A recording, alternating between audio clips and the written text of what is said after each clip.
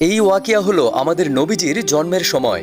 যখন হুজুর সাল্লাল্লাহু আলাইহি ওয়াসাল্লাম জন্ম নিলেন তখন পুরো কাবা শরীফ নূরে চমকাচ্ছিল। তিনি প্রথম ও শেষ মানুষ ছিলেন যার জন্মের সময় পুরো দুনিয়াতে অলৌকিক ঘটনা ঘটেছিল। ইতিহাস সাক্ষী এত বড় জনগোষ্ঠী আর কখনো একত্রিত হয়েছিল না যতটা হয়েছিল হযরত মুহাম্মদ সাল্লাল্লাহু আলাইহি ওয়াসাল্লামের জন্মের সময়। যখন আমাদের পেয়ারে নবীজির জন্ম হয়েছিল তখন তিনি কোনো সাধারণ বাচ্চার মতো কান্না করছিলেন না। দাই নবীজিকে গোসল করাতে গিয়ে দেখে আগে থেকেই গোসল করানো ছিল। আপনার দাদা আপনাকে কোলে নিয়ে কাবা শরীফের দেয়াল ছুঁয়ে আল্লাহর কাছে শুকরিয়া আদায় করলেন। উপস্থিত লোকজন সেখানে বিচলিত হয়ে গেলেন। তারা নিজেদের মধ্যে কথা বলতে লাগলেন, এই নুরানি বাচ্চার নাম কি রাখা যায়। তখন নবীজির দাদা আব্দুল মুত্তালিব নবীজিকে কোলে নিয়ে মানুষের উদ্দেশ্যে বললেন, এরকম নুরানি বাচ্চা এর আগে কখনো জন্ম হয়নি। এর নূরে পুরা দুনিয়া আলোকিত হয়ে আছে, তাই এর নাম হবে মোহাম্মদ। হ্যাঁ, মোহাম্মদ। পুরো উপস্থিত জনগোষ্ঠীর মধ্যে ইয়া মোহাম্মদ নামে স্লোগানে পুরা মক্কা নগরী ভরে গিয়েছিল। আল্লাহু আকবার।